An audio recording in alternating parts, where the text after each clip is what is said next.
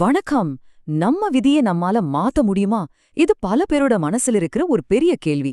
சித்தர் அகத்தியரோட போதனைகள் படி பதில் முடியும். ஆனா அந்த பாதை ரொம்பவே ஆபத்தானதுன்னு அவர் எச்சரிக்கிறார். பக்தி, துன்பம் அப்புறம் விதிய மாத்துறது பத்தின அகத்தியரோட ஆழமான பார்வைய பத்தி தான் நம்ம இப்ப பார்க்க போறோம். பாருங்க, அகத்தியர் ஆரம்பத்திலே ஒரு பெரிய எச்சரிக்கையோட தான் தொடங்குறாரு. அவர் என்ன சொல்றாருன்னா, பக்திங்கிறது ஒரு எலக்ட்ரிக் வயர் மேல நடக்கிற மாதிரி. அதாவது இந்த ஆன்மீக பயணத்துல கொஞ்சம் கவனம் சிதறினாலும் போதும், வாழ்க்கை சும்மா சின்ன பின்னமாயிடும். ஆனா அதே பாதையில சரியா போனோம்னா நாம இறைவனையே அடையலாம். அப்போ சரி, நம்மளோட கஷ்டங்களுக்கெல்லாம் யார் காரணம்? வெளியிலயா தேடணும்? சித்தர்களோட போதனைகள் படி பதில் நமக்குள்ளேதான் இருக்கு. நாம ஒவ்வொருத்தருமே ஒரு முக்கியமான தேர்வோடு தான் வாழ்றோம். நமக்கு நாமே ராஜாவா இருக்க போறோமா, இல்ல யமனா மாற போறோமா? இங்கதான் அகத்தியர் ரொம்ப ஆழமான ஒரு உண்மைய சொல்றாரு. நம்ம நிலைமைக்கு நாம தான் முழு பொறுப்பு. இந்த போதனைகளோட உண்மையான அர்த்தத்தை நம்ம எப்போ உணர்றோமோ அப்போ நாம நமக்கு ராஜாவா ஆகுறோம். ஆனா அதே உண்மையை கண்டுக்காம அறியாமையில இருந்தோம்னா நமக்கு நாமே யமனாகிடுறோம். அதாவது நம்ம அழிவுக்கு நாமளே காரணமாயிடுறோம். இதுல முக்கியமான பாயிண்ட் என்னன்னா, நம்ம கஷ்டத்துக்கு மத்தவங்கள காரணம் சொல்றதுல அர்த்தமே இல்ல. நம்மளோட அறியாம தான் நமக்கு மிகப்பெரிய எதிரி. வெளியில இருக்கிற சக்திகளை குறை சொல்றத விட்டுட்டு உண்மையில நம்மள நாமளே தான் அழிச்சுக்கிறோன்னு அகத்தியர் ரொம்ப தெளிவா சொல்றாரு. சரி, இந்த அறியாமைக்கும் துன்பத்துக்கும் மூல காரணம் என்ன? பாவம். அது உண்மையிலே எங்கிருந்து தான் பிறக்குது? அகத்தியர் சொல்ற பதில் உங்களை கண்டிப்பா ஆச்சரியப்படுத்தும்.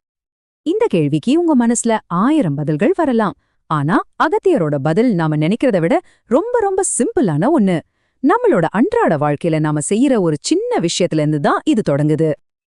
ஆமாங்க, அவ்வளவுதான் விஷயம்.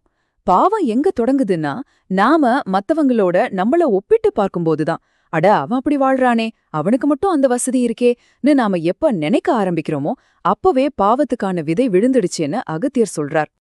இந்த ஒப்பிடுறது இருக்குல்ல, அது ஒரு விஷம் மாதிரி. அது கொஞ்சம் கொஞ்சமா பொறாமையா மாறி உங்க மனசை மட்டும் கெடுக்காது, உங்களை சுத்தி இருக்கிறவங்க மனசையும் பாதிக்கும். ரொம்ப முக்கியமா, இறைவன் உங்களுக்காக ஒரு பாதையை வகுத்திருப்பாரு இல்லையா, அந்த சரியான பாதையில இருந்து உங்களை திசை திருப்பிடும். சரி, இப்ப வரைக்கும் நம்ம பிரச்சனையோட மூலத்தை பார்த்தோம். இப்போ தீர்வுக்கு வருவோம். இதுதாங்க இந்த முழு விளக்கத்திலேயே ரொம்ப ரொம்ப முக்கியமான ஒரு பகுதி. நம்ம தலைவிதிய உண்மையிலேயே மாத்த முடியுமா?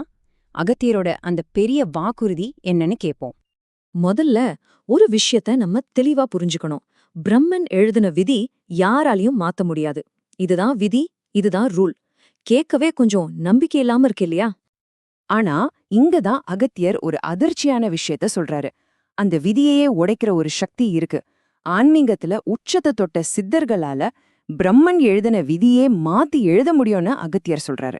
இது ஒரு பெரிய டேர்னிங் பாயிண்ட். இந்த போதனையோட உச்சமே இதுதான். அப்போ சரி, இந்த பெரிய வாக்குறுதிய நாம எப்படி அடையிறது? அகத்தியர் இதுக்கு 3 நிபந்தனைகள் தான் சொல்றாரு. 1, இந்த உண்மைகள் எல்லாம் நீங்க முதல்ல ஆழமா உணரணும். சும்மா தெரிஞ்சுக்கிறது இல்ல, மனசுக்குள்ள ஒரு மாற்றமா அது வரணும். 2, இந்த உண்மைய மத்தவங்களுக்கும் எடுத்து சொல்லி அவங்களும் தெளிவுபடுத்தணும். ஏன்னா அப்போதான் நல்ல எண்ணங்கள் ஒரு அலை மாதிரி பரவும். கடைசியா 3வது, சித்தர்களுக்கு முழுமையா ஒத்துழைக்கணும். அதாவது அவங்க வழிகாட்டுதல்ல முழு நம்பிக்கை வச்சு நம்மள ஒப்படைக்கணும். இப்போ நாம இந்த விளக்கத்தோட இறுதிக்கு வந்துட்டோம். அகத்தியரோட இந்த பவர்ஃபுல்லான டீச்சிங்ஸ்லேருந்து நாம எடுத்துட்டு போக வேண்டிய கடைசி பாடம் என்ன? திரும்பவும் பாருங்க, அகத்தியர் அந்த முதல் புள்ளிக்கு தான் நம்மள கூட்டிட்டு போறாரு.